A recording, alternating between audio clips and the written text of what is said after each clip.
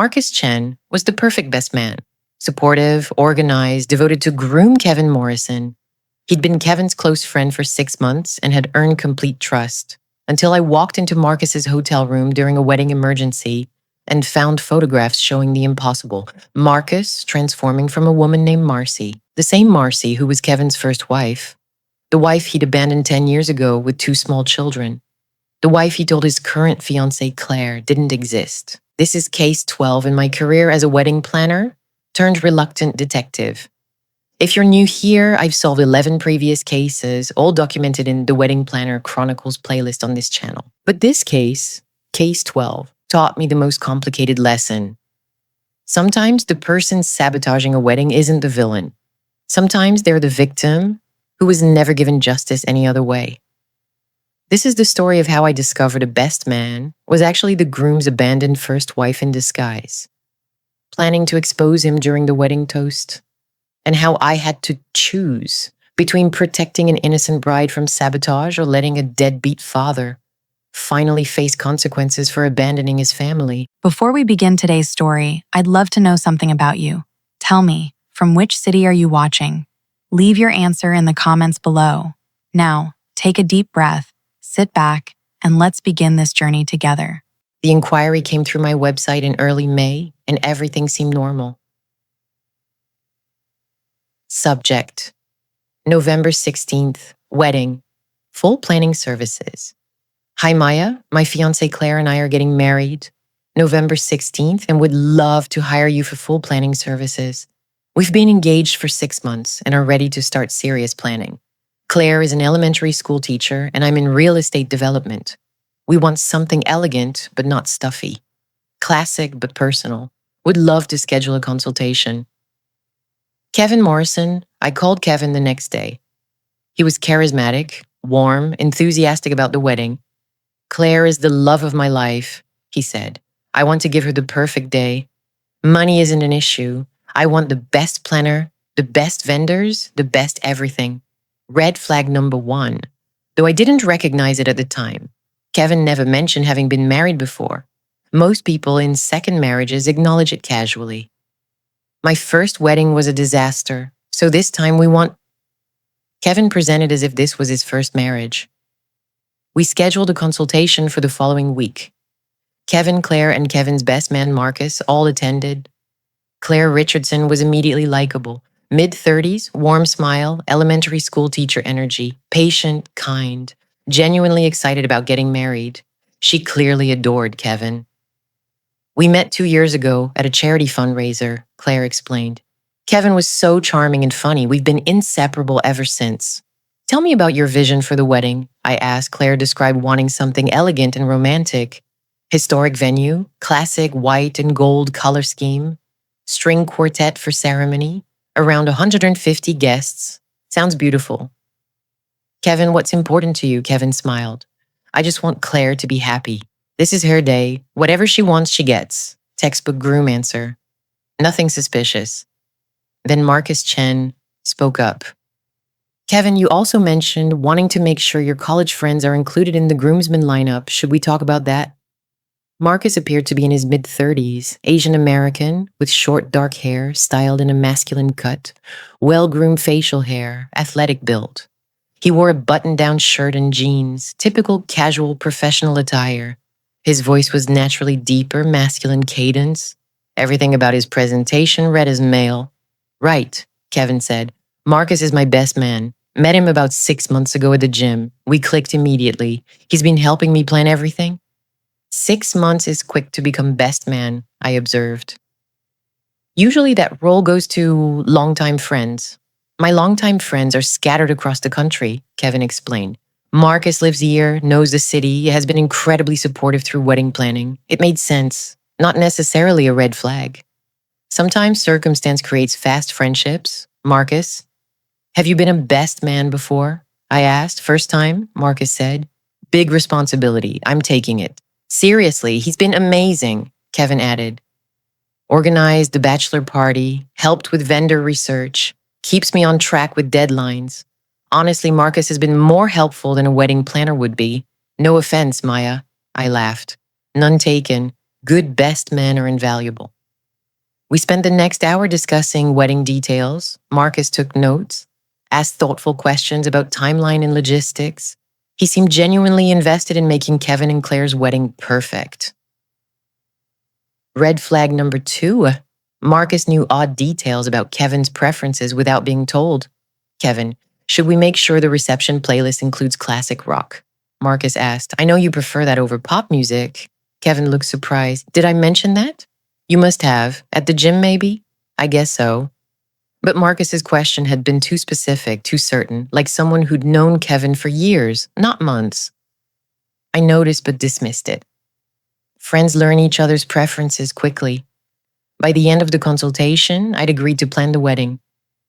Kevin paid my retainer without hesitation, $15,000 via business check. Professional, legitimate. Marcus shook my hand as they left. Looking forward to working with you, Maya.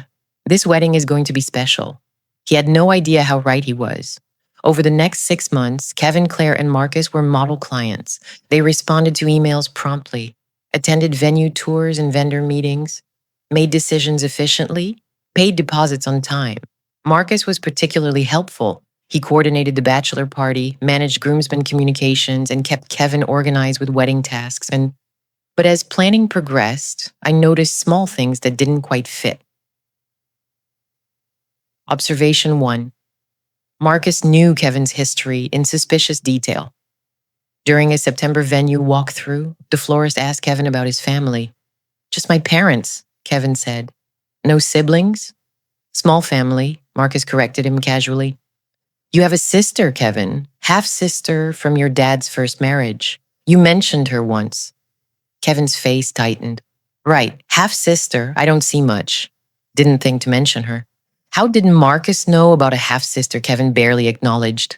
6 months of gym friendship wouldn't typically cover his strange family details.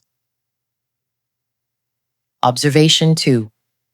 Marcus was oddly protective of Claire. Most best men focus on the groom. Marcus seemed equally concerned about Claire. Make sure Claire gets everything she wants for this wedding, Marcus told me during a private conversation. She deserves the absolute best. Kevin's lucky to have her. She should know that. It was sweet but unusual. Best men typically don't know brides well enough to be that invested in their happiness. Observation 3. Marcus was defensive about his personal life. I make small talk with wedding party members during planning. When I asked Marcus about his own life, job, family, relationships, he deflected. I prefer to keep things private. I'm here for Kevin. And Claire, not to talk about myself. Not necessarily suspicious. Some people are private. But combined with other observations, it registered as odd. Observation 4. Marcus seemed uncomfortable when Kevin talked about starting fresh.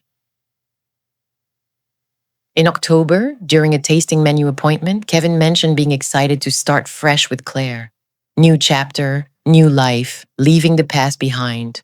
Marcus's jaw tightened, almost imperceptibly, but I noticed. Like Kevin's words caused physical pain. What past are you leaving behind? I asked lightly. Just old relationships, previous phases of life. You know how it is. When you find the right person, you want a clean slate. Claire smiled, not catching any subtext. Marcus stared at his menu with barely concealed tension.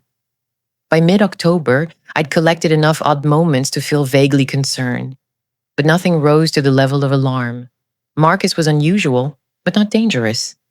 Overly invested in the wedding, but not inappropriately so.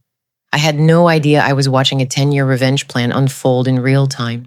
Everything changed on November 14th, 2 days before the wedding. 36 hours until ceremony. 24 hours until I discover the truth. 12 hours until everything explodes. I was at the wedding venue, the Ashford Estate, a historic mansion in Lake Forest, coordinating final setup with vendors. The ceremony was scheduled for November 16th at 4 p.m., cocktail hour at 5 p.m., reception at 6 p.m. At 2 p.m., I got a frantic call from Claire. Maya, the florist just called. They need to confirm the final centerpiece height, but Kevin has the contract with the specifications. Can you check with him? He's not answering his phone. Where is he? He's at the hotel with the groomsmen. They're having a pre-wedding golf outing. Marcus is coordinating. Can you call Marcus? I called Marcus. No answer. Texted. No response. Claire, I'll drive to the hotel and grab the contract from Kevin's room. Don't worry. The groomsmen were staying at the Langham Hotel in downtown Chicago. I drove there, called Kevin from the lobby. Still no answer. Called Marcus. Voicemail. I went to the front desk. I'm the wedding planner for Kevin Morrison's wedding. I need to get into his room to grab a vendor contract. He's not answering his phone and the florist needs information urgently. I can't give you access without the guest present. Can you try calling the room? The desk clerk called. No answer. I'm sorry, ma'am, I can't help without Mr. Morrison's permission. Frustrated, I called Marcus again. This time he answered. Maya, sorry, we were on the golf course, no cell service. I need the florist contract. It's in Kevin's room. Can you let me in? Kevin has the key card. We're still at the course. Won't be back for another 2 hours. Marcus, the florist needs this information now. They're building centerpieces today. Without specifications, they can't proceed. Marcus hesitated. Okay. I have a spare key card to Kevin's room. I'm in room 412. My key card is on the desk. You can use it to get into Kevin's room. He's in 410, right next door. You have a spare key to Kevin's room? Best man duties. Kevin gave me one in case of emergencies. Help yourself. We'll be back by 4 p.m. Thanks, Marcus. I went to room 412. Used the hotel master key the desk clerk reluctantly provided after I explained the situation. Entered Marcus's room. The room was meticulously neat. Suit hanging in the closet, toiletries organized on the bathroom counter, laptop on the desk with the key card beside it, exactly as Marcus said. I grabbed the key card, turned to leave, and then I saw the photographs. On the desk, partially hidden under a folder, were printed photos. I wouldn't have noticed them except one had slipped out, visible at the edge. The photo showed Marcus. But not exactly Marcus. It showed someone with Marcus's face, but with longer hair, softer features, wearing feminine clothing. I picked up the photo, confused. Was this Marcus's sister? A relative? I pulled the folder forward and found more photos. A progression, a timeline. Photo 1, a woman with long dark hair, clearly feminine presentation, taken about 6 months ago based on the date stamp. Photo 2, same woman with shorter hair, more androgynous styling. Photo 3, shorter still, masculine clothing, chest binding visible. Photo 4, very short hair, facial hair prosthetics being applied. Photo 5, the complete transformation. Marcus, masculine presentation, indistinguishable from the best man I'd been working with for 6 months. But the face in all 5 photos was the same person. This wasn't a relative, this was Marcus, or whoever Marcus really was. I stared at the photos, trying to make sense of what I was seeing. Was Marcus transgender? Was this a gender transition timeline? No. The progression was too fast, 6 months from fully feminine to fully masculine presentation. That wasn't a gender transition, that was a disguise. I looked at more documents on the desk, found a notebook titled Timeline and Plan. I opened it. Page 1, May 2024. Establish Marcus identity, befriend Kevin at gym, earn trust. June 2024, deepen friendship. Learn about engagement to Claire. Position myself as best man candidate. July 2024, secure a best man role, begin wedding planning involvement. October 2024, maintain friendship, build trust, access to all wedding details. November 16th, 2024. The wedding, exposure during toast, reveal Marcus as Marcy, show everyone who Kevin really is. Marcy. The name sent ice through my veins. I flipped through more pages, found printouts, marriage certificate. Kevin Morrison married to Marcy Chen, August 2011. Divorce decree. Finalized October 2014. Custody agreement, 2 children. Emma Morrison, born 2012. Lucas Morrison, born 2013. Child support order. Kevin Morrison ordered to pay $1,500 per month. Enforcement documents. Kevin Morrison in arrears. Total owed $147,000 as of November 2024.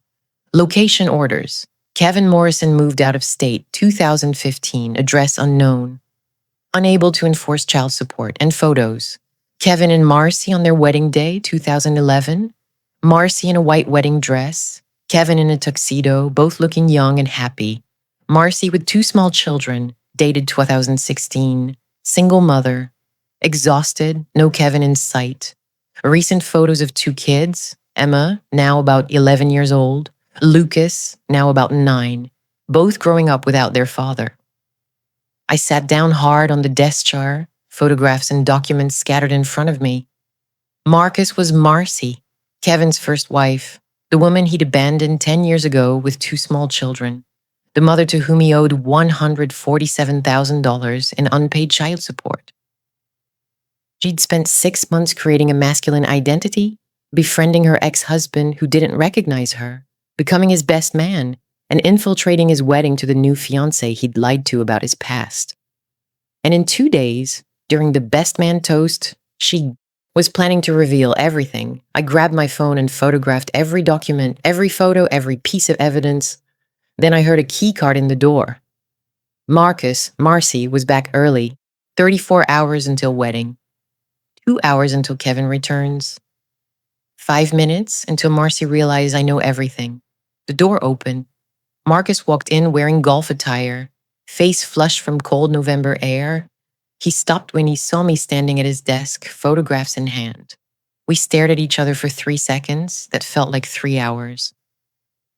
Maya. His voice was calm, too calm. Did you get the key card? I got more than that. I held up the transformation photos. Who are you really? Marcy closed the door quietly, locked it, walked to the desk, and gently took the photos from my hand. You weren't supposed to see those. That's obvious, but I did. So tell me, are you Marcus or Marcy? A long pause, then both, neither. Depends on the day. Kevin's first wife? Yes. Mother of his 2 children? Yes. The woman he abandoned 10 years ago? Yes. Planning to expose him during the wedding toast? Marcy sat down on the bed, still holding the photos. That was the plan. Was? Well, now you know, so I assume the plan changes. I sat down in the desk chair, trying to process. Tell me everything, from the beginning, the truth. Marcy looked at me with exhausted eyes that had seen 10 years of struggle. How much time do you have? As much as it takes. Kevin's at the golf course for another 90 minutes. Start talking. And she did. 32 hours until wedding. 90 minutes until Kevin returns to hotel. 2 hours until I must decide what to do with this information. Marcy Morrison sat on the hotel bed, masculine disguise still in place, and told me the story of how Kevin Morrison destroyed her life and why she'd spent 6 months infiltrating his wedding to destroy his. I met Kevin in 2009, Marcy began. I was 23, fresh out of college, working as a graphic designer. Kevin was 25, just starting in real estate. He was charming, ambitious, told me I was the most beautiful woman he'd ever seen. We got married 2 years later, August 2011. How was the marriage? Good at first. Kevin was building his career. I was working. We were happy. Then I got pregnant with Emma in 2012.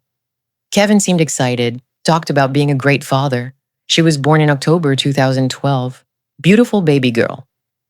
Marcy pulled out her phone, showed me photos, Emma as an infant, Kevin holding her, smiling, looking like a proud father.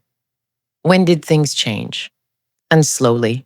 Kevin started working longer hours, coming home late, said he was building his business, providing for us. I believed him. I got pregnant again in late 2012. Lucas was born September 2013. Now we had 2 kids under 2 years old. Kevin was overwhelmed, started complaining that he felt trapped, that he'd gotten married too young, that fatherhood wasn't what he expected. Did you go to counseling? I suggested it. Kevin refused, said he just needed space. In early 2014, when Lucas was 6 months old, Kevin sat me down and said he couldn't do it anymore, couldn't be married, couldn't be a father. He needed to find himself. He was 28 years old, said he'd married too young and made a mistake. He left. He filed for divorce, moved out.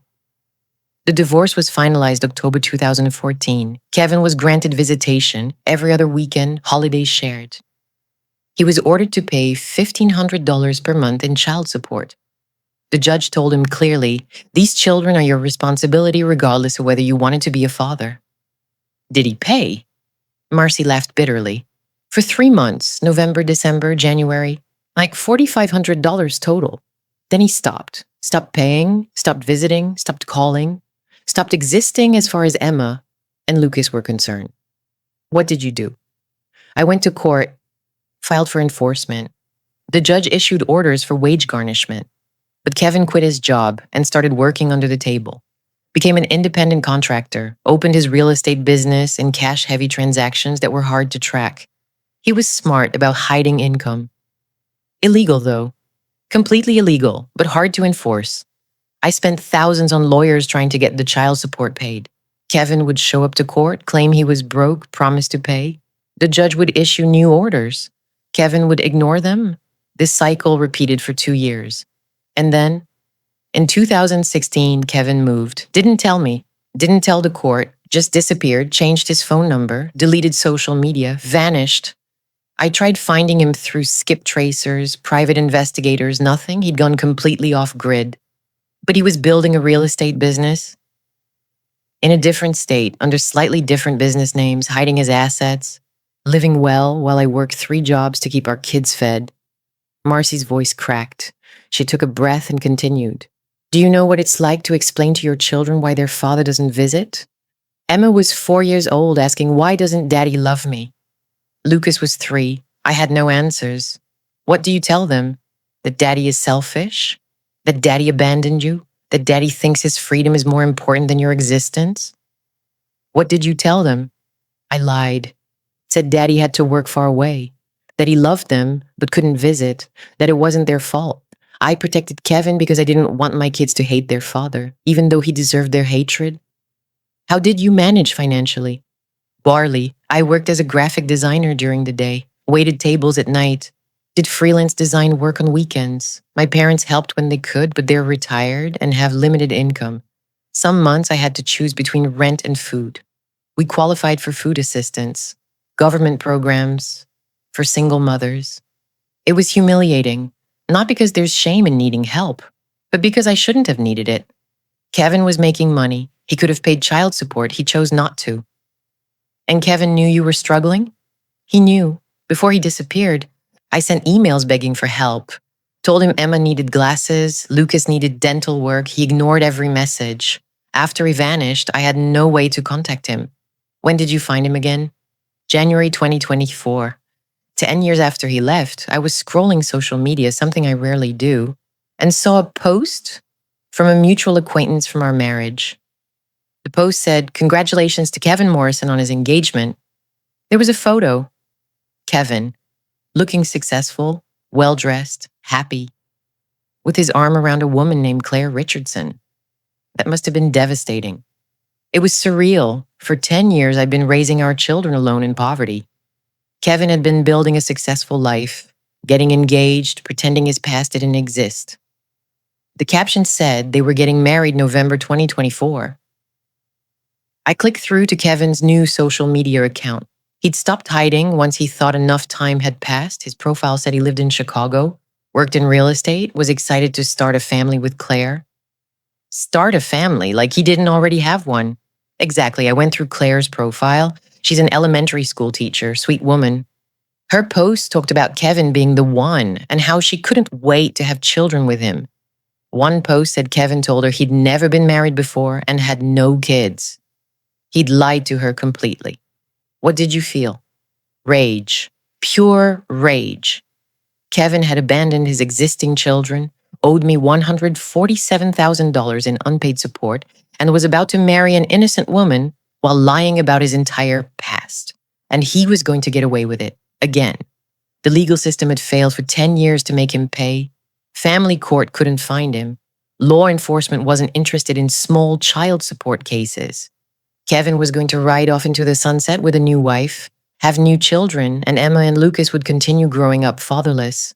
So you decided to expose him. I decided he needed to face consequences. I tried the legal way, courts, lawyers, judges. None of it worked. Kevin was too smart, too mobile, too willing to hide. But he couldn't hide from his own wedding. He'd be there, in front of everyone he knew, everyone Claire knew, and I could make sure they all learned the truth. Walk me through how you became Marcus, I said. Marcy stood up, looked at herself in the mirror, touched her short hair, her facial hair, her masculine clothing. It started with research. I spent weeks learning about masculine presentation for people assigned female at birth. Chest binding techniques, voice training, masculine mannerisms and body language, facial hair prosthetics. I wasn't transitioning. I was creating a disguise convincing enough to fool Kevin for 6 months. That's sophisticated. It had to be. Kevin needed to trust Marcus completely. If he suspected anything, the plan would fail. She pulled out more photos from her desk. A timeline. February 2024. I practiced masculine presentation at home, cut my hair short, bought masculine clothing, practiced voice deepening exercises. You can train your voice to sound naturally masculine with enough practice. Studied how men move, sit, gesture, watched hours of video analyzing masculine versus feminine body language. That's incredibly detailed. It had to be perfect. I ordered a professional-grade chest binder, facial hair prosthetics that look realistic, men's cologne, everything needed to pass close inspection. When did you move to Chicago? March 2024. I quit my jobs in Portland, told my parents I'd found a remote graphic design position that paid better. They were thrilled, didn't question why I needed to relocate. I moved to Chicago as Marcus Chen. Rented an apartment, got a gym membership at the same gym Kevin uses. I'd found it through his social media posts. And you approached him? Carefully. I spent weeks going to the gym at the same times Kevin did, made sure he saw Marcus repeatedly. Then in May, I accidentally asked for a spot while he was bench pressing. We started talking. Kevin mentioned he was getting married. I said, congratulations. We started working out together regularly. Did he recognize you? Never. It's been 10 years. I look completely different. My voice is different. My mannerisms are different. And Kevin never really looked at me closely when we were married. I was his wife, mother of his children, someone he took for granted. He didn't memorize my face. To him, Marcus is just a cool guy he met at the gym. How did you become best man? Kevin mentioned his original best man, a college friend, had moved to Europe for work and couldn't commit to wedding responsibilities. Kevin was stressed about finding a replacement. I offered to help with bachelor party planning, helped him research vendors, was supportive and available. By July, Kevin asked if I'd be his best man. Said I'd been a better friend in 3 months than most of his longtime buddies. I accepted. And you've been planning this exposure for 6 months. Every single day, learning everything about Kevin's life, about Claire, about the wedding, positioning myself perfectly for the toast. What were you going to say during the toast? Marcy pulled out a folded paper from her wallet. I wrote it months ago, edited it 100 times. Want to hear it? Yes. She unfolded the paper and read, "Good evening, everyone. I'm Marcus, Kevin's best man, or at least that's who Kevin thinks I am. The truth is my name is Marcy, Marcy Morrison, Kevin's first wife, the wife he's told Claire doesn't exist. The mother of his 2 children, Emma, age 11, and Lucas, age 9, children Kevin abandoned 10 years ago and hasn't seen since. Kevin, you owe me $147,000 in unpaid child support. You violated every custody order. You moved states to avoid enforcement. You built a successful business while our children qualified for food stamps. And now you're marrying Claire without telling her any of this. So I'm telling everyone, you're not the man Claire thinks you are. You're a deadbeat father, a liar, a man who abandons his responsibilities and runs away when fatherhood gets hard. Claire, I'm sorry you're learning this way, but you deserve to know who you're marrying. Kevin, your children deserve better. I deserve better. Face your responsibilities for once in your life." The room was silent after she finished reading. That's what you plan to say. That's what I still plan to say unless you stop me. Marcy, that will destroy the wedding. Claire doesn't deserve that public humiliation. Neither did I. Neither did Emma and Lucas. But life isn't fair. At least Claire will learn the truth before she's legally tied to Kevin. I didn't get that chance. There has to be a better way. There isn't. I tried the legal way for 10 years. Courts don't work when the father is determined to hide. Kevin will keep getting away with this unless someone forces him to face consequences. That someone is me. What about Emma and Lucas? What do they think about this? Marcy's face softened. They don't know. They're with my parents this week. I told them I was traveling for work. Emma is old enough to understand her father abandoned them, but I don't want them watching me destroy a wedding on social media. This is about accountability, not revenge in front of my children. It feels like revenge, Marcy. Call it what you want. I call it justice. Kevin gets to live consequence-free while I work 3 jobs, and my kids ask why daddy doesn't love them. That ends November 16th. I sat there processing everything Marcy had told me. The abandonment, the unpaid child support, the 10 years of struggle, the children asking why their father doesn't visit. And on the other side, Claire, an innocent elementary school teacher who'd been lied to by the man she loved, who was about to have her wedding destroyed in front of 150 guests. Maya, what are you going to do? Marcy asked. I don't know. Are you going to tell Kevin? Tell Claire? Stop me? I don't know, I repeated. What you're planning is sabotage, but what Kevin did, what he's still doing, is worse. He abandoned his children, lied to his fiancée, owes you $147,000. The legal system failed you. I understand why you're doing this. But Claire doesn't deserve to be humiliated publicly. She's innocent in all of this. So was I when Kevin left. So were my children. Claire will survive public humiliation. My kids have to survive growing up without a father. Marcy, what do you actually want? What's the end goal? Do you want Kevin arrested? Child support paid? Revenge? What? Marcy was quiet for a long moment. I want my children to know their father faced consequences. I want Kevin to be held accountable publicly because private accountability never worked. I want Claire to know the truth so she doesn't spend years married to a liar like I did. And yes, I want Kevin to feel the humiliation and shame he made me feel. That's a lot of wants. Some are justice, some are revenge. They're tangled together. I've spent 10 years being the bigger person, being understanding, protecting Kevin by lying to our children, trying the legal route. Where did it get me? Nowhere. Kevin kept winning. This time he doesn't get to win. What if I told Claire privately before the wedding, let her decide what to do with the information? Then Kevin would deny it. He'd say I'm crazy. He'd manipulate Claire into believing him. He's good at that. Charm and gaslighting kept him out of trouble for 10 years. But if Claire knows ahead of time, she can make an informed choice. Stay with Kevin or leave him. That's better than being blindsided during the wedding. Is it? Or is it just giving Kevin time to spin his lies? Maya, public exposure works because Kevin can't deny it in front of everyone. Photos of our wedding, divorce papers, custody orders, child support arrears. I have documentation for everything. He can't talk his way out of that. She had a point. Kevin would absolutely try to manipulate Claire if confronted privately. Public exposure left him nowhere to hide. Marcy, I need time to think. Kevin's going to be back here in 30 minutes. I need to get the contract and leave before he sees me talking to you. What are you going to do? I don't know yet, but I promise you this. Claire will know the truth before she marries Kevin. Whether that happens privately or publicly is what I need to figure out. And if you tell her, privately you risk Kevin manipulating her. Maybe, but at least she'll have a choice. Right now, she's walking into marriage blind. That's not fair either.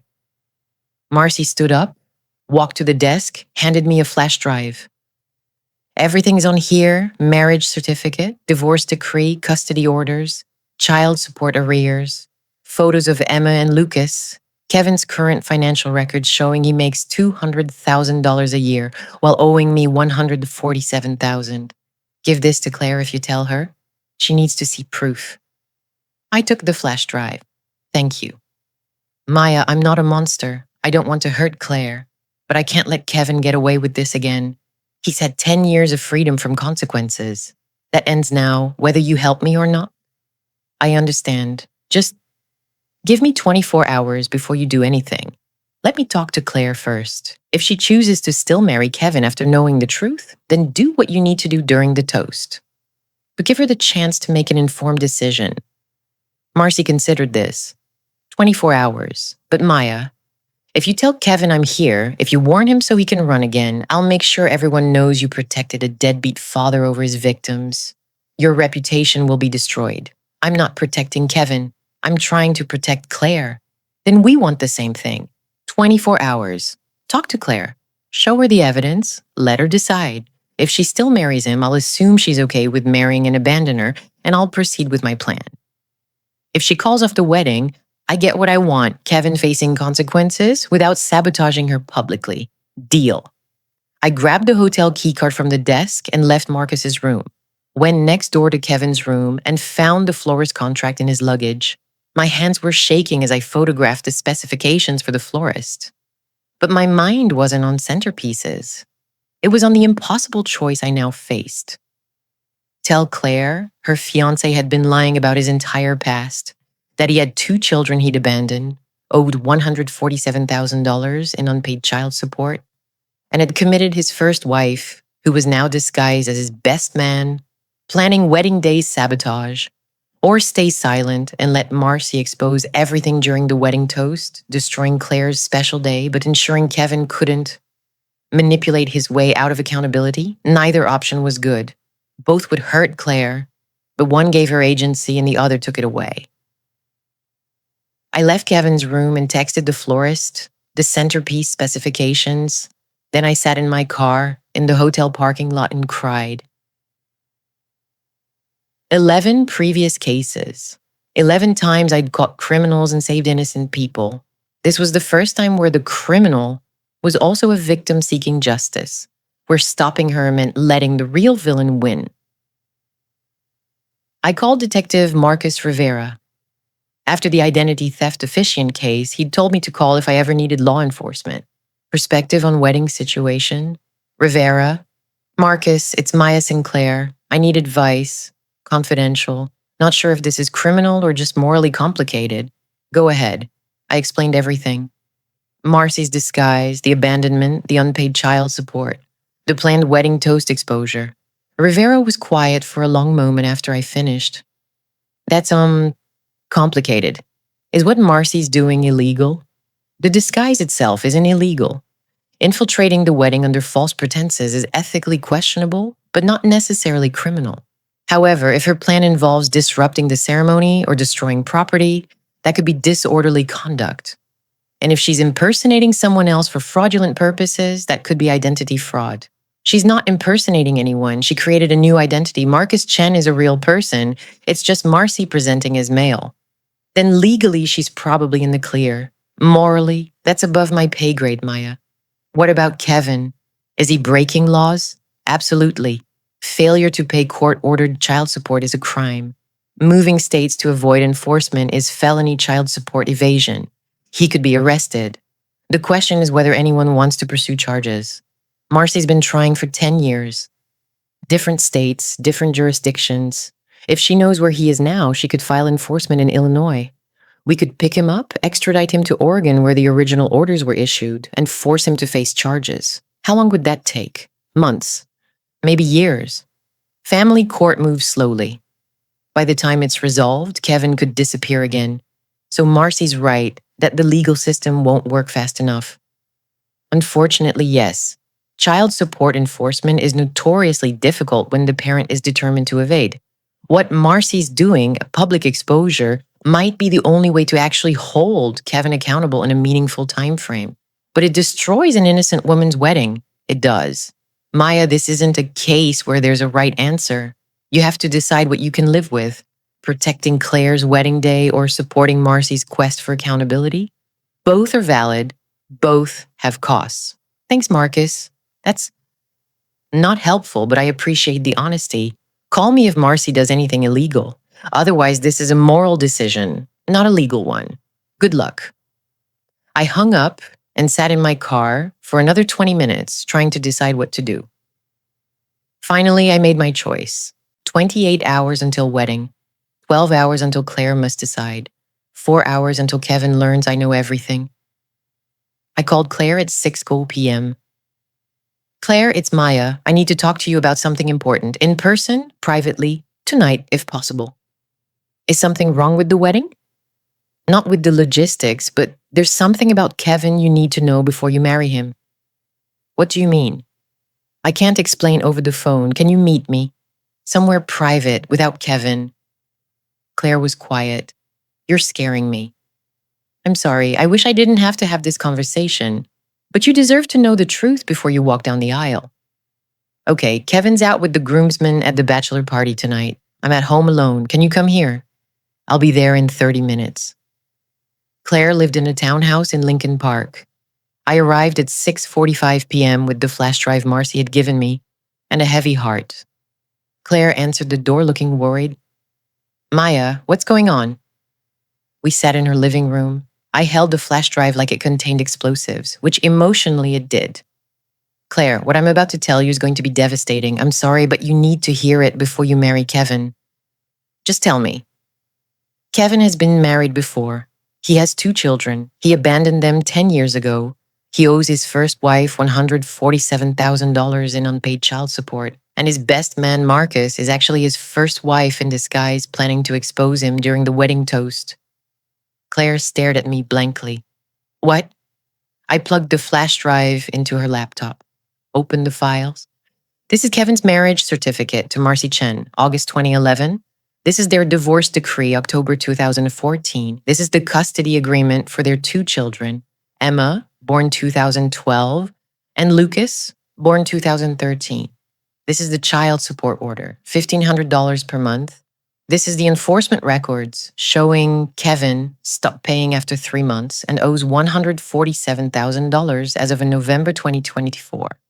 Claire looked at the documents like they were written in a foreign language. This can't be real. It's real. Kevin told you he'd never been married and had no children. He lied. No, Kevin wouldn't. He would have told me. He didn't tell you because he's been hiding from his responsibilities for 10 years. He moved states to avoid child support enforcement, changed his contact information, built his business under structures that hide his income. He's been evading his obligation deliberately. Why would he do that? You'd have to ask him. But based on what his ex-wife Marcy told me, Kevin felt trapped by marriage and fatherhood.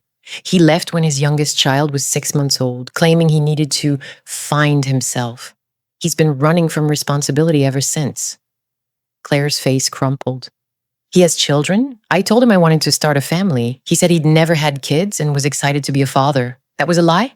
Yes. And his best man, Marcus, is his ex-wife? Yes. Marcy has been in disguise for 6 months. She befriended Kevin at the gym. He didn't recognize her. She became his best man specifically to get access to your wedding so she could expose him publicly during the toast. Why would she do that? Because the legal system failed her for 10 years. Kevin hid from enforcement. She couldn't make him pay child support. Couldn't make him see his children. Public exposure during the wedding is her way of holding him accountable when nothing else worked. Claire stood up, pacing. This is insane. He's wonderful. He's kind and loving. He wants a family. He wouldn't abandon children. But he did. 10 years ago. And he's been lying to you about it for your entire relationship. How do you know this is true? How do you know Marcy isn't lying? I saw the court documents, marriage certificate, divorce decree, child support orders. These are legal records, Claire. Marcy couldn't fake those. And I confronted her myself. She's been planning this for months. Claire sat back down, head in her hands. What am I supposed to do? That's up to you, but you need to confront Kevin before the wedding. Ask him directly. Give him a chance to explain. Maybe there's context I don't know, but you deserve the truth. And if he admits it, then you decide if you can marry someone who abandoned his children and lied to you about his past. That's not my decision, but you should make it with full information. What happens if I still marry him? Will Marcy expose him anyway? Probably. She's waited 10 years for accountability. If you go through with the wedding knowing the truth, she'll likely proceed with her toast plan. So either way, my wedding is ruined. I'm sorry, but if you confront Kevin tonight and call off the wedding, at least you're in control. You're not blindsided in front of 150 guests. Claire was crying now. I love him. We've been together for 2 years. I've planned my whole future around him. And you're telling me it's all been a lie. Not all of it. Maybe Kevin does love you. but he lied about fundamental parts of who he is. That's a betrayal you need to address before you legally tie yourself to him. Claire wiped her tears. Can I keep this flash drive? I want to look through everything. Of course. And you promise this is real? This isn't some mistake or misunderstanding? I promise. I've seen Marcus's transformation photos. I've seen the court documents. I've talked to Marcy directly. This is real. I need to talk to Kevin. Tonight. Do you want me to stay while you call him? No, I need to do this alone, but Maya, thank you for telling me. I know this wasn't easy. It was the hardest conversation I've ever had, but you deserve to know before you made a lifelong commitment to someone who's been lying to you. What if Kevin has a good explanation? What if there's more to the story? Then listen to it. But Claire, even if there's more context, the basic facts remain. He was married before, he has children, he owes massive child support, and he lied to you about all of it. Context might explain why, but it doesn't erase what he did. I know, I need to believe there's an explanation that makes this okay. Because if there isn't, my entire relationship has been built on lies. I'm so sorry. Claire walked me to the door. If Kevin and I don't get married, what happens to Marcy? Does she still expose him? I don't know. Her goal was accountability. If the wedding is called off and Kevin faces consequences, she might be satisfied, but you'd have to ask her. I don't even know how to process that my fiancé's best man is a woman in disguise who wants to destroy him. It's a lot. Take your time, talk to Kevin, make whatever decision is right for you. I left Claire's townhouse and drove home, emotionally exhausted. In 24 hours, either there would be a wedding followed by Marcy's explosive toast, or Claire would confront Kevin and everything would fall apart before the ceremony even happened. I'd done what I thought was right, given Claire agency over her own situation, but I had no idea if it was the right choice. 18 hours until wedding. 6 hours until Kevin's world falls apart. 2 hours until Marcy learns what I did. I woke up the next morning to 17 missed calls and 32 text messages. Most were from Claire, a few from Kevin, one from Marcus that just said, "What did you do?" I called Claire first, Maya. Her voice was raw from crying. I confronted Kevin last night. What happened? He admitted everything. The marriage, the children, the abandonment, all of it. What did he say? That he was young and stupid when he got married. That he felt trapped by fatherhood. That he left because he couldn't handle the pressure. That he tried to start over somewhere new and hoped the past would stay buried. That he loves me and wants a fresh start with me, and was afraid if I knew about Marcy and the kids, I'd leave him. How do you feel about that? I don't know. Part of me understands being young and overwhelmed. Part of me is horrified that he abandoned 2 babies and never looked back. And part of me is furious that he lied to me for 2 years. What are you going to do? I don't know. Kevin's begging me to go through with the wedding. Says he'll start paying child support. Says he'll make things right. Says he's a different person now than he was 10 years ago. Do you believe him? I want to. But Maya, he lied for 2 years. How do I trust him now? You probably can't. Not immediately. Trust is rebuilt slowly, if at all. Kevin also said Marcy is psychotic for disguising herself as Marcus. That what she's doing is illegal and crazy. That I should call the police. What Marcy's doing isn't illegal, and whether it's crazy depends on your perspective. She tried the legal route for 10 years and got nowhere. This is her only option for accountability. Kevin says she's doing this for revenge, not justice. Maybe both. They're not mutually exclusive. What do I do, Maya? Do I marry him and hope he's changed? Do I call it off and blow up my life? Do I go through with the wedding and let Marcy expose him publicly so everyone knows what kind of man he is? Only you can answer that. But Claire, here's what I know. Kevin is 38 years old. He abandoned his children when he was 28. That's not a teenager making a mistake. That's a grown man choosing his comfort over his children's well-being. He's had 10 years to make things right and didn't. The only reason he's promising to fix things now is because he got caught. That tells you something about his character. I know. I love him. I've built my whole life around him. I don't know who I am without him. You're Claire Richardson, elementary school teacher, kind person, woman who deserves honesty. You existed before Kevin, and you'll exist after him, whatever you decide. The wedding is in 10 hours. I know. What would you do? I can't answer that, but I can tell you this. Your wedding day should be one of the happiest days of your life. If you're standing at that altar with doubt and betrayal in your heart, it won't be happy. It'll be the beginning of years of wondering if you made the right choice. Claire was quiet for a long time. Then, I need to talk to Marcy. Can you arrange that? You want to meet her? Yes. If I'm going to make this decision, I need to hear her side directly. Not Kevin's version, not yours, hers. I'll call her. I hung up and called the number Marcy had given me. Maya, did you tell Claire? Yes. She confronted Kevin last night. He admitted everything. And? She's deciding whether to go through with the wedding. She wants to meet you. Why? To hear your side, to understand what happened, to make an informed decision. When? Today. Before the wedding. Can you meet at my office in 2 hours? As Marcus or as Marcy? As yourself, whoever that is. I'll be there.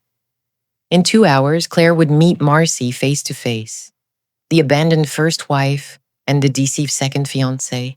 2 women who'd both been victimized by Kevin Morrison in different ways. Claire had 18 hours to decide whether to marry a man who'd lied about his entire past. Marcy had 18 hours to decide whether her quest for accountability was satisfied by private confrontation or required public exposure. And I had 18 hours to help 2 victims navigate the wreckage one narcissistic man had created. In Chapter 3, I'll tell you about Claire and Marcy's meeting, 2 victims finding unexpected common ground, Kevin's desperate attempts to stop the wedding from falling apart, the discovery that Kevin had been planning to have children with Claire while still ignoring Emma and Lucas, Marcy's revelation that this wasn't just about her, it was about protecting Claire from Kevin's pattern, Claire's impossible decision on the morning of her wedding day. In Chapter 4, I'll cover the wedding day, whether Claire walks down the aisle or calls it off. Marcy's toast, if the wedding happens, does she expose Kevin publicly? The guest's reaction to learning the truth. Kevin's confrontation with both Claire and Marcy. Police involvement when child support enforcement finally catches up to Kevin.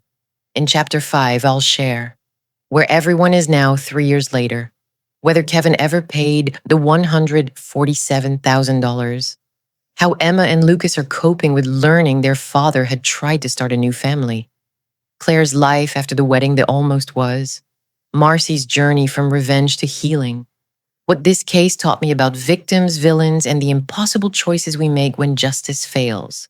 Because Kevin Morrison wasn't the monster hiding behind a wedding.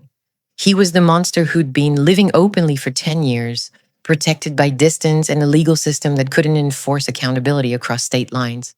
And sometimes the only way to stop monsters like that is through the one thing they can't escape. The truth spoken publicly where everyone can hear it. 5 hours until wedding ceremony, 3 hours until final decision, 1 hour until Kevin discovers Claire and Marcy are meeting. Claire arrived at my office at 11 a.m. looking exhausted. She'd clearly been crying all night. No makeup, hair pulled back, eyes red and swollen. Is she here yet? Claire asked. Not yet. Should be here any minute. I don't even know what to call her. Marcus? Marcy? What do I say to the woman who's been pretending to be my fiancé's best friend while planning to destroy my wedding? Start with listening. She has a story. So do you. Maybe there's common ground. Common ground? She's been lying for 6 months. So has Kevin. Everyone's been lying except me. You're right. You're the only innocent person in this situation. At 11:10 a.m., there was a knock on my office door. I opened it to find Marcy standing there, not Marcus. Marcy. She'd removed the masculine disguise, feminine presentation, long hair. Apparently the short masculine cut had been a wig over hair she'd kept long underneath. Natural face without prosthetic facial hair. Women's clothing. Her voice, while speaking, was naturally higher. The masculine deepness had been trained and performed. She looked younger as Marcy, softer, and exhausted in the same way Claire looked exhausted. Hi, Marcy said quietly. I'm Marcy Morrison, Kevin's first wife, mother of his abandoned children, the woman who's been lying to everyone for 6 months. Claire stared at her. You look so different from Marcus. That was the point. Kevin needed to not recognize me. Masculine presentation was convincing enough that he never looked twice. How is that possible? You were married to him. How did he not recognize you? It's been 10 years. People change. I've changed. I'm older. I've had 2 children. I've lived a harder life than Kevin has. Add professional disguise techniques and Kevin's general lack of attention to detail. And it wasn't as hard as you'd think. He never really looked at me when we were married. I was just his wife, someone he took for granted. He certainly didn't memorize my face. Claire sat down heavily in one of my office chairs. Marcy sat across from her. I sat to the side, mediating. Why did you do this? Claire asked. Why not just tell me privately?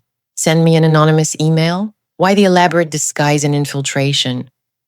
Because Kevin would have convinced you I was lying. He's a master manipulator. If I'd sent you evidence privately, he'd say the documents were fake, that I was a crazy ex with an agenda, that he'd explain everything and make me the villain. By becoming Marcus, by getting Kevin to trust me, befriend me, make me his best man, I guaranteed I'd have a platform at your wedding where he couldn't silence me, where 150 people would hear the truth and he couldn't spin it away. But you were going to ruin my wedding day, the most important day of my life. Marcy's face hardened. And Kevin ruined mine. He abandoned me with 2 babies while I was still recovering from childbirth. He stopped paying child support after 3 months. He disappeared for 10 years while I worked 3 jobs to feed our children. Your wedding day is important, but my children having a father who takes responsibility is more important. That's not my fault. I didn't know Kevin had children. You didn't know, because Kevin lied to you. Just like he lied to me when he promised to love me and our children forever. The difference is you have a chance to walk away before you're legally tied to him. I didn't get that chance. Claire's voice rose.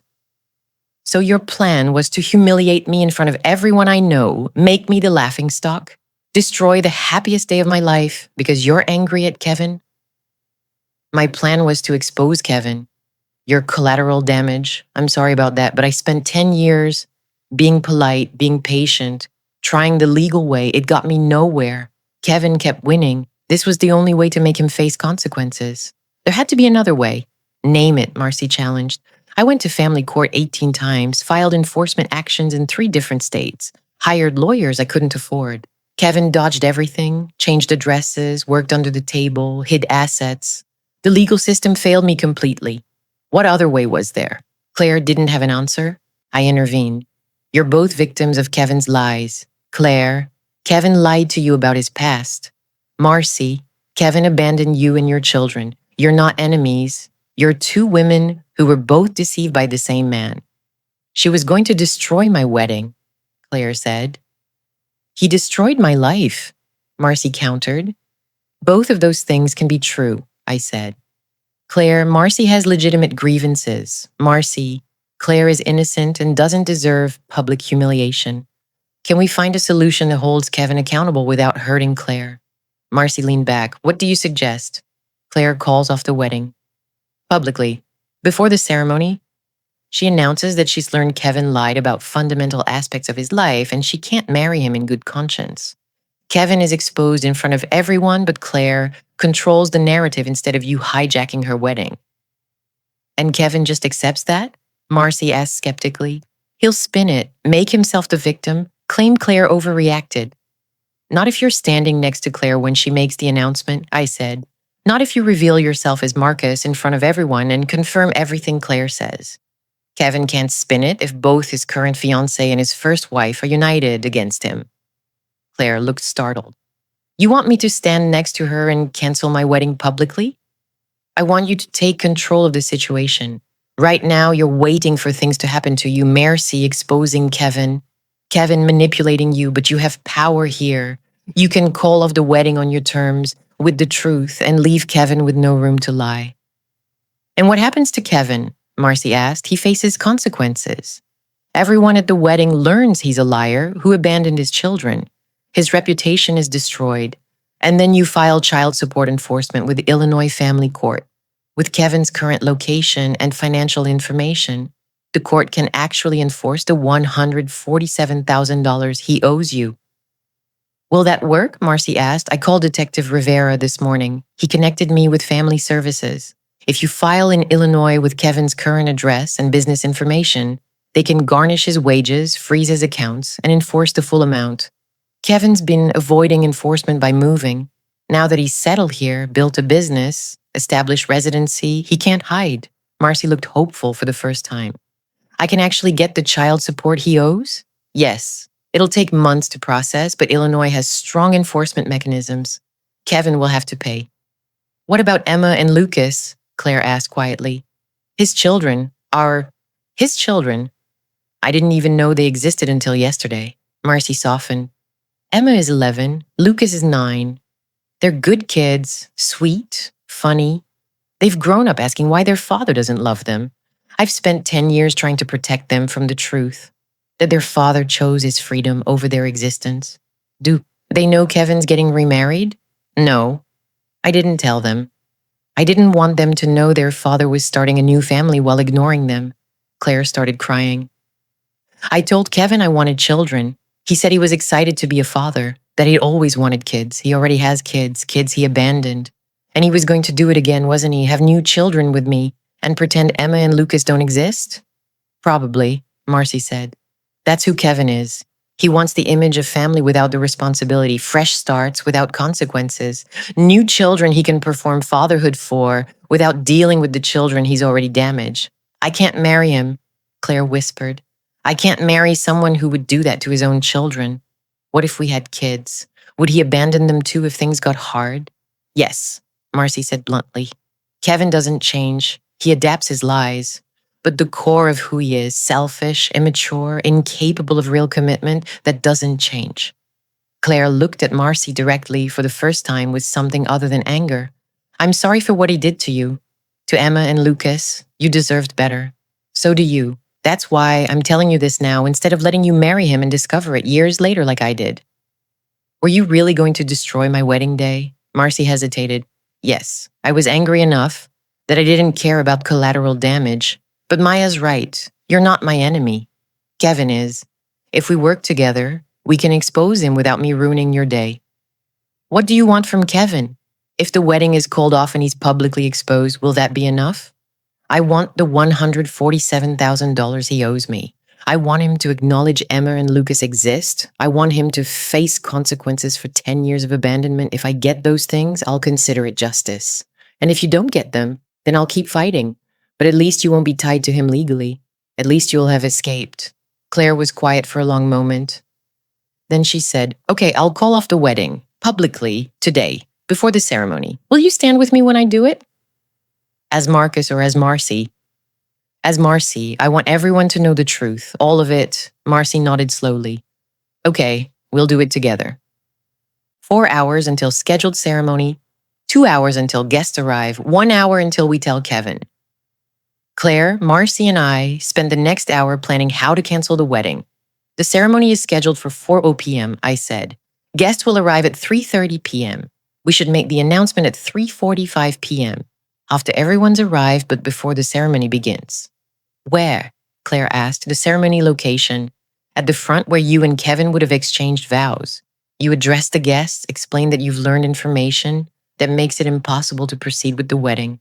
Marcy stands beside you and reveals herself as Kevin's first wife. You present a united front. What do I say exactly? The truth. That you love Kevin, but learned he's been lying about fundamental aspects of his life. That he was previously married and has 2 children he abandoned. That he owes $147,000 in unpaid child support. That you cannot in good conscience marry someone who could abandon his children and lie about it. Kevin will try to stop me. Probably. That's why we're not telling him until right before. At 3:30 p.m., when guests are arriving, you and Kevin will be in separate preparation rooms. We'll bring Kevin to a private space and tell him the wedding is canceled. He'll be angry but won't have time to manipulate the situation before you address the guests. He'll deny everything. He can deny all he wants. You'll have Marcy standing next to you confirming everything. He can't gaslight his way out of that. Marcy asked, What about the best man reveal? Do I explain that I've been Marcus for 6 months? Only if you want to. The core issue is Kevin's lies and abandonment. The disguise is secondary. I want people to know, Marcy said. I want them to understand how hard I worked to get Kevin to face consequences. How much effort it took because the legal system failed. Then include it. But keep the focus on Kevin's crimes, not your methods. Claire looked at both of us. After we cancel, what happens? Do guests just leave? Yes. We'll announce that the reception is canceled. The venue will coordinate guest departures. It'll be awkward and sad, but better than going through with a marriage built on lies. My parents will be devastated. They'll survive. And eventually, they'll understand you made the right choice. What about the vendors, the florist, the caterer, the photographer? I'll handle all of that. Most vendors have cancellation policies. You'll lose some deposits, but you'll be free from a disastrous marriage. That's worth it. Claire nodded slowly. Okay, let's do it. Let's cancel the wedding. 90 minutes until ceremony. 60 minutes until announcement. 15 minutes until Kevin learns everything. At 2:30 p.m., I called Kevin and asked him to meet me in a private room at the venue. He arrived at 2:45 p.m., looking relaxed and happy, completely unaware his world was about to explode. Maya, what's up? Everything ready for the ceremony? I sit down, Kevin. We need to talk. His smile faded. What's wrong? Claire knows about Marcy. She knows about Emma and Lucas. She knows about the $147,000 in unpaid child support. She knows you lied about your entire past. Kevin's face went white. What? How does she? I told her yesterday, and this morning she met with Marcy. You had no right. I had every right. Claire deserved to know she was marrying a liar and a deadbeat father. She deserved the truth before making a lifelong commitment. Kevin stood up, pacing. This is none of your business, Maya. My past is my past. Claire loves me. We're getting married in an hour. No, you're not. Claire is calling off the wedding. She wouldn't do that. She loves me. She does love you, but she can't marry someone who abandoned his children and lied about it. She's making an announcement at 3:45 p.m. telling all the guests the wedding is canceled. I won't let her do that. You don't have a choice. Claire's decision is final. I'll talk to her. I'll explain. She'll understand. There's nothing to explain, Kevin. You left your children when they were babies. You owe $147,000 you've been avoiding for 10 years. You lied to Claire about being married before. Those are facts. No explanation makes them okay. Kevin's expression turned cold. Marcy did this. That psychotic bitch disguised herself as Marcus and poisoned Claire against me. Marcy told the truth. You poisoned your own relationship by lying. Where is Marcy? I'll talk to her. I'll make her admit she's crazy and obsessed. Marcy's with Claire. They're preparing for the announcement together. Together, those two have never met. Why would Claire trust Marcy? Because Marcy is also Kevin's victim. Because they found common ground. Because they both realize you're a liar who destroys women's lives and faces no consequences. Kevin's anger shifted to desperation. Maya, please, I made mistakes when I was younger, but I've changed. I love Claire. I want a future with her. Don't let Marcy destroy that. Marcy isn't destroying it. You destroyed it by lying. Claire is making the right choice. I'll pay the child support. I'll make things right with Emma and Lucas. Just don't let Claire cancel the wedding. If you were going to make things right, you had 10 years to do it. The only reason you're offering now is because you got caught. That's not change. That's damage control. Kevin sat back down, head in his hands. This can't be happening. It is happening. In 1 hour, Claire is going to stand in front of 150 guests and announce the wedding is canceled because you're a liar. Marcy is going to stand beside her and confirm everything. Your reputation will be destroyed. And then Marcy is filing child support enforcement in Illinois. You'll have to pay the $147,000. You can't run anymore. I'll leave. Before the announcement, I'll just go. And prove everyone right that you're a coward who runs from consequences. Go ahead. It'll make Claire and Marcy's announcement even more powerful. Kevin looked at me with pure hatred. This is your fault. You should have stayed out of it. This is your fault. You made the choices that led here. I just made sure the women you hurt had the information they needed to protect themselves. He stood up and walked toward the door. I'm going to talk to Claire. Stop this. Security won't let you in her prep room. I've already arranged that. Then I'll wait until the announcement and tell everyone Marcy is lying. With what evidence? Marcy has marriage certificates, divorce decrees, custody orders, child support arrears, documents. What do you have? Kevin didn't answer. He just left the room, slamming the door behind him. Before we continue, if you're enjoying this story, Make sure to hit that subscribe button so you don't miss any of our upcoming tales. And while you're at it, drop a like and let us know what you think in the comments below. Now, let's get back to it. 30 minutes until announcement, 15 minutes until Kevin's public exposure, 5 minutes until guests learn the truth. At 3:30 p.m., 150 guests began arriving at the Ashford estate for what they thought was Kevin Morrison and Claire Richardson's wedding. They took their seats in the ceremony space. Beautiful fall decorations, string quartet playing, everything looked perfect for a wedding that would never happen. At 3:40 p.m., I walked to the front of the ceremony space and spoke into the microphone. Good afternoon, everyone. Thank you for being here today. Before we begin, Claire Richardson has something she'd like to say. Claire walked to the front wearing jeans and a sweater, not her wedding dress.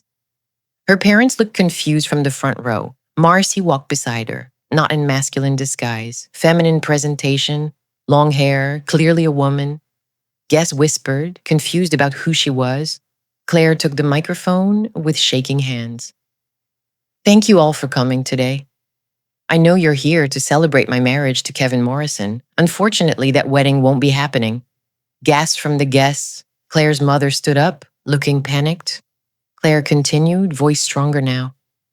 Yesterday, I learned that Kevin has been lying to me about fundamental aspects of his life. Kevin told me he was never married and had no children. That was a lie. Kevin was married before.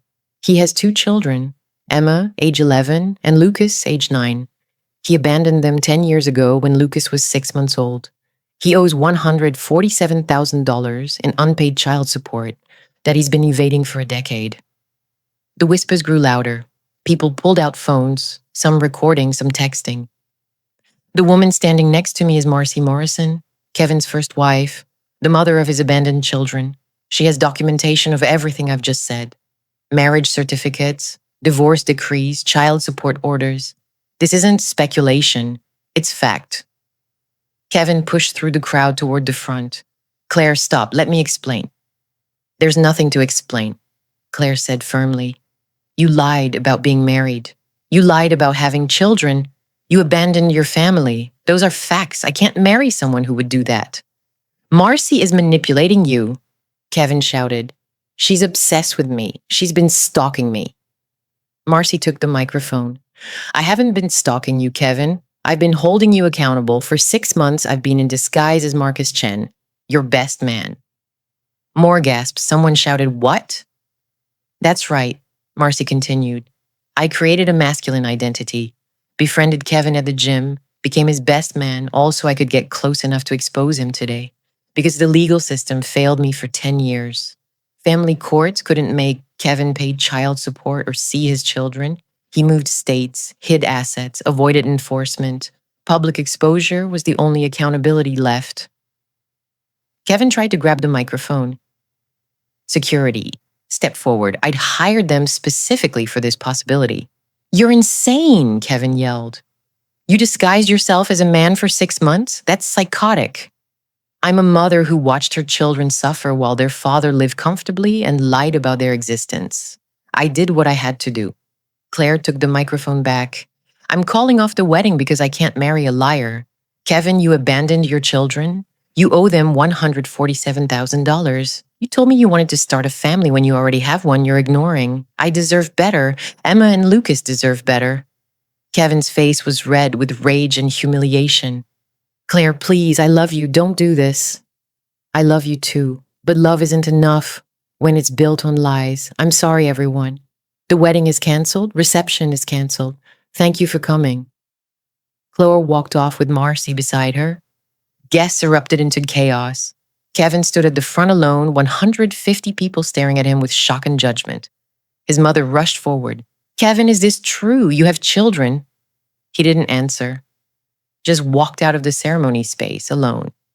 The venue cleared slowly, guests in shock, some angry on Kevin's behalf, most stunned by the revelations. Claire's parents found me in the chaos. Maya, what happened? Is this true? Yes. Everything Claire said is documented and true. Kevin has been lying to her for 2 years. We need to see her. I brought them to Claire's preparation room. She was sitting with Marcy, both of them emotionally exhausted. Mom, Dad, I'm sorry. I know you spent money on this wedding. I know you're disappointed. But I couldn't marry him. Her mother hugged her. You made the right choice. If he lied about this, he'd lie about everything. Her father looked at Marcy. You're his first wife. Yes, I'm sorry for the chaos, but Kevin needed to face consequences. Don't apologize. Our daughter deserves to know who she's marrying. Thank you for telling her. Marcy looked surprised. You're not angry? Angry? You saved our daughter from marrying a man who abandons his children. We're grateful. Outside the venue, I found Detective Rivera. I'd asked him to be present in case things escalated. That was dramatic, he said. Kevin's exposure or Marcy's disguise reveal? Both, but effective. Kevin can't spin his way out of this. 150 witnesses heard the truth. What happens now legally? Marcy should file child support enforcement with Illinois Family Court tomorrow. With Kevin's current address and business information, they'll freeze his accounts and garnish wages within weeks. He'll have to pay. And Kevin can't avoid it this time. Not without fleeing this state again and abandoning his business. Even then, interstate enforcement is stronger now than 10 years ago. He's cornered. Good. At 6 p.m., as the sun set, I found Marcy and Claire sitting on the venue's terrace, away from the chaos. How are you both doing? I asked. Numb, Claire said. My wedding day turned into whatever that was. A truth-telling, Marcy said. Public accountability, justice. It didn't feel like justice. It felt like humiliation. Kevin was humiliated, not you. You were brave. You called off a marriage to a liar. That takes courage. Doesn't feel courageous. Feels like my life just fell apart. Marcy put a hand on Claire's shoulder. Your life didn't fall apart. It rerouted. You're free now, free from Kevin's lies, free to build a life with someone honest. That's not falling apart. That's liberation. Says the woman who spent 6 months in disguise planning revenge. Says the woman who spent 10 years fighting for her children and finally won. Clara smiled despite herself. You're intense. I'm a survivor, so are you now. The next morning, Kevin called me 17 times. I didn't answer. Finally, he showed up at my office unannounced. Maya, I need to talk to you. We have nothing to discuss. Please, you destroyed my life. The least you can do is hear me out. Against my better judgment, I let him in. Kevin looked terrible, disheveled, exhausted, defeated. Everyone hates me, he said. My family, my friends, my business partners. Social media is destroying me. Someone recorded Claire's announcement and posted it online. It's gone viral. I'm getting death threats. You abandoned your children and lied about it. People are angry, rightfully so. I made mistakes, but I don't deserve this. You made choices, Kevin, not mistakes. For 10 years, you chose yourself over your children. You chose comfort over responsibility. You chose lies over honesty. Those weren't mistakes. They were decisions. I was young when I got married. I wasn't ready for kids. Lots of people have children before they're ready. They don't abandon them. They grow up and take responsibility. I tried to start over, have a fresh beginning. You can't start over by pretending your past doesn't exist. Emma and Lucas exist. They're real children who've grown up without a father because you chose to disappear. What do you want from me? I already lost everything. The wedding's canceled. My reputation is destroyed. What more do you want? I don't want anything from you, but Emma and Lucas want the $147,000 you owe them. Marcy wants you to acknowledge your children exist. Take responsibility, pay what you owe. I don't have $147,000. Yes, you do. You own a successful real estate business. You make over $200,000 a year. You have assets. The family court will force you to pay. This will bankrupt me. You should have thought about that before you stopped paying child support 10 years ago. Kevin put his head in his hands. I can't believe this is happening. You can't believe you finally have to face consequences? Welcome to accountability, Kevin.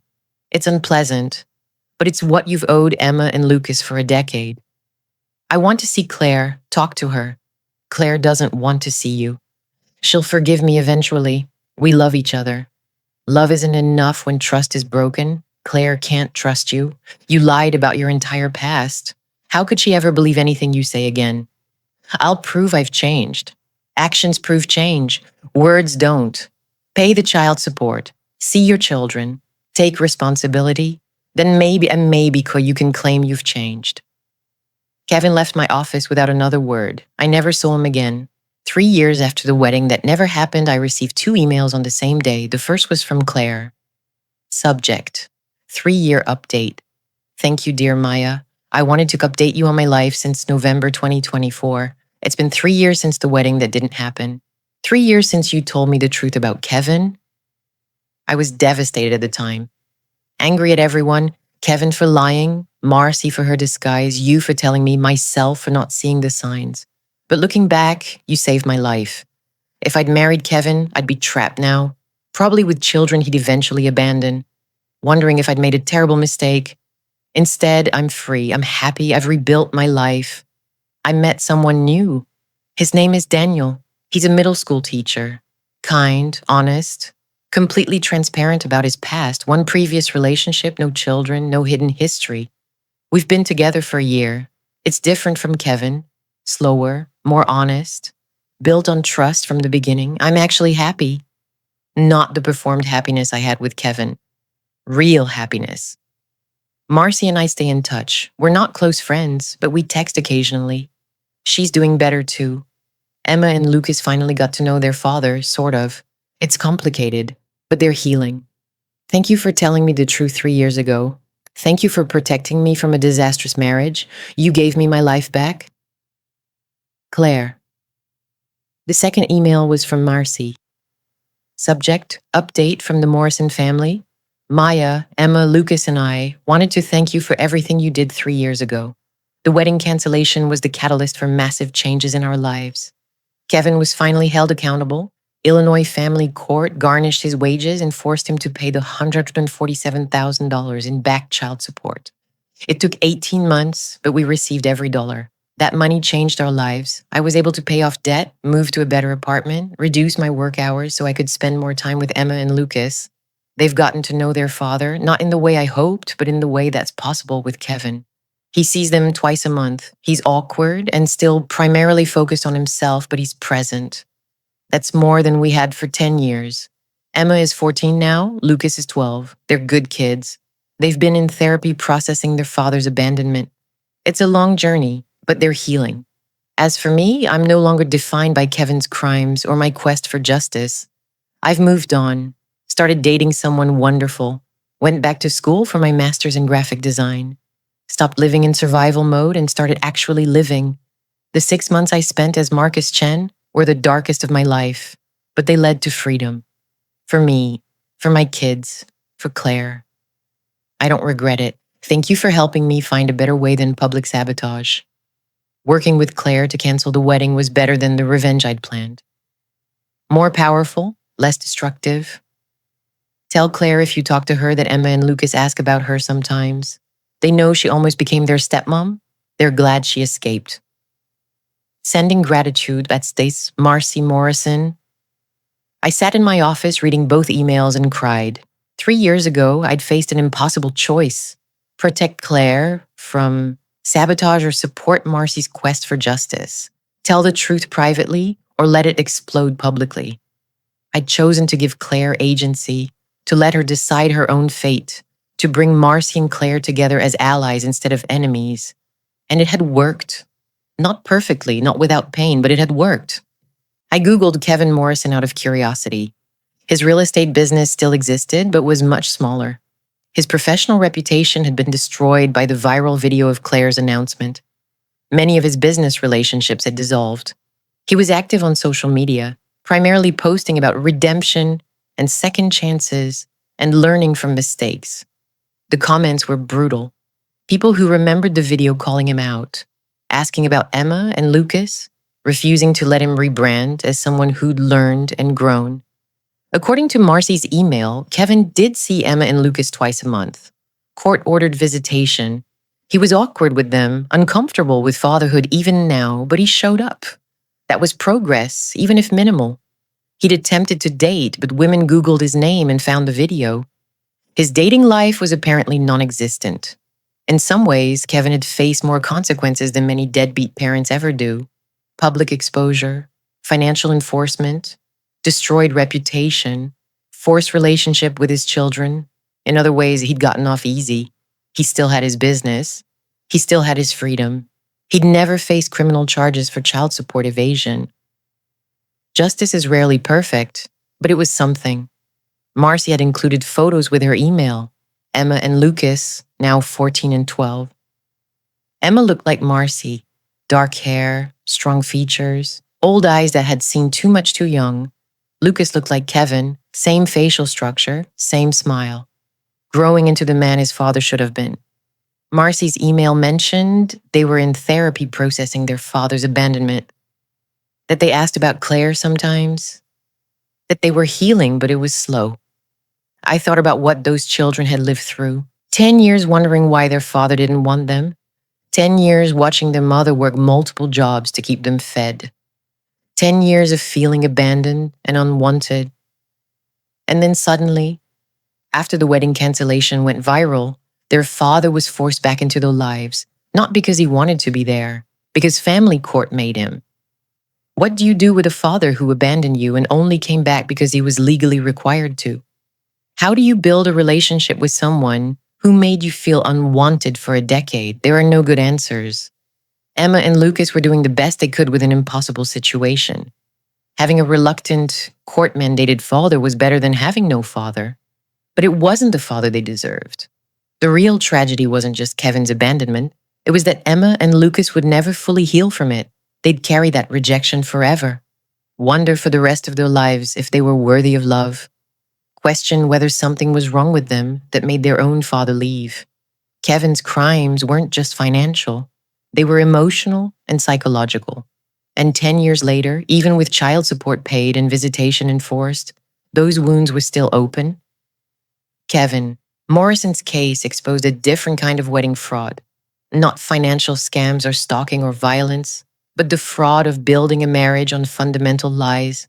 After the wedding cancellation video went viral, 5 million views in the first week, coverage on national news, debates on social media about accountability and public shaming.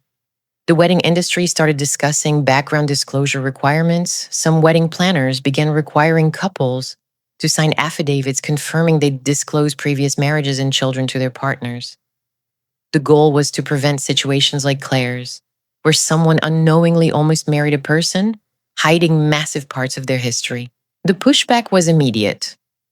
That's invasive. People have a right to privacy about their past.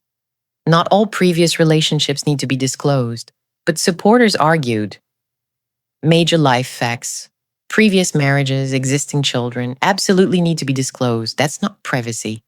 That's honesty necessary for informed consent. The debate continues. No industry-wide standard emerged, but many planners, including me, now ask direct questions during initial consultations.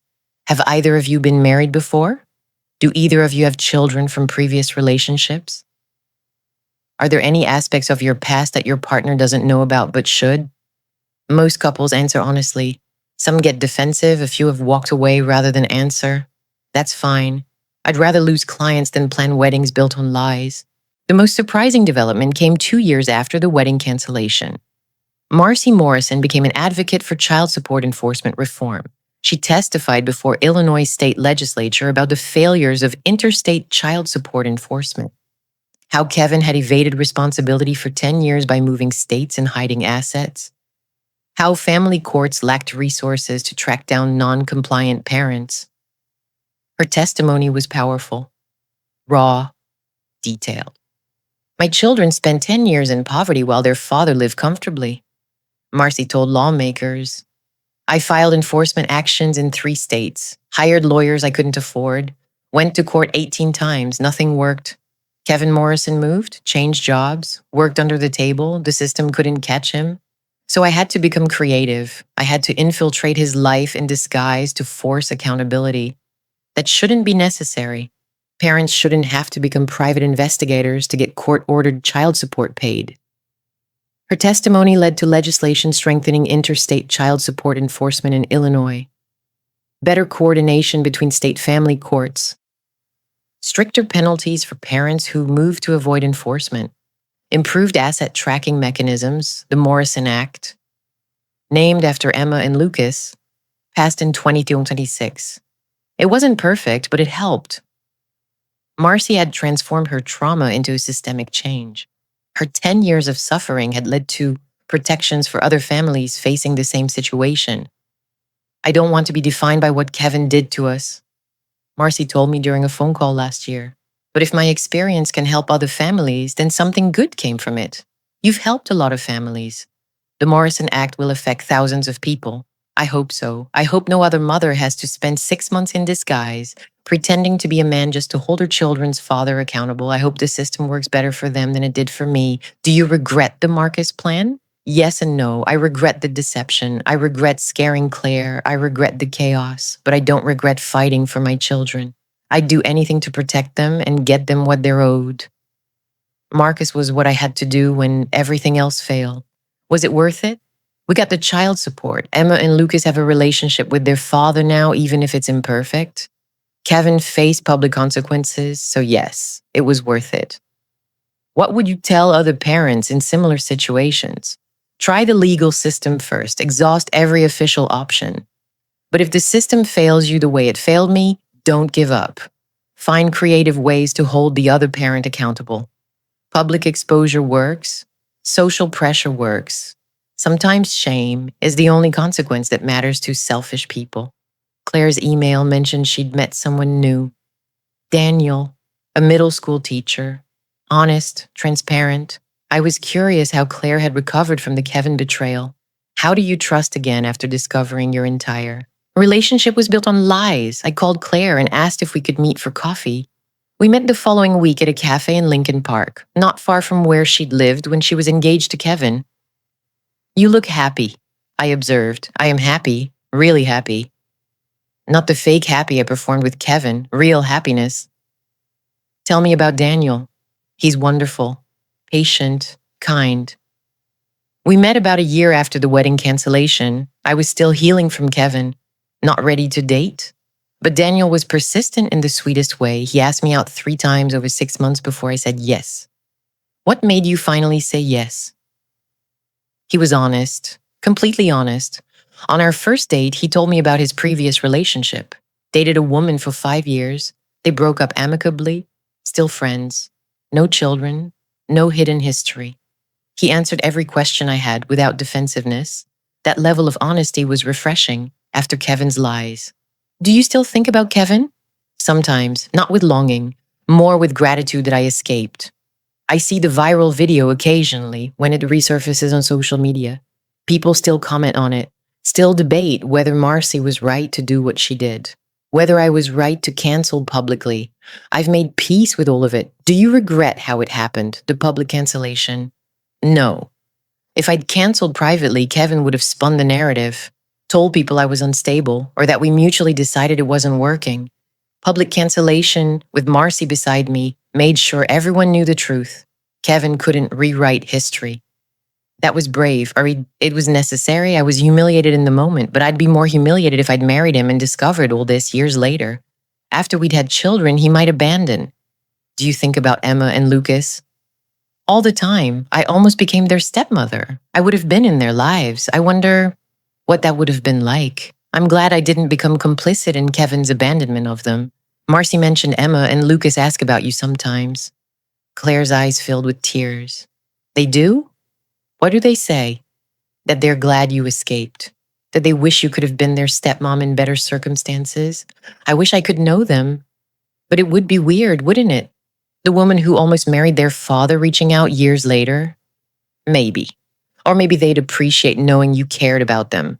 That you think about them. I'll think about it. I'm not ready yet, but maybe someday. How are things with Daniel? Good, really good. We're talking about getting engaged, which terrifies me after Kevin. But Daniel has been so patient with my trust issues, so understanding about why I need complete honesty. That's beautiful.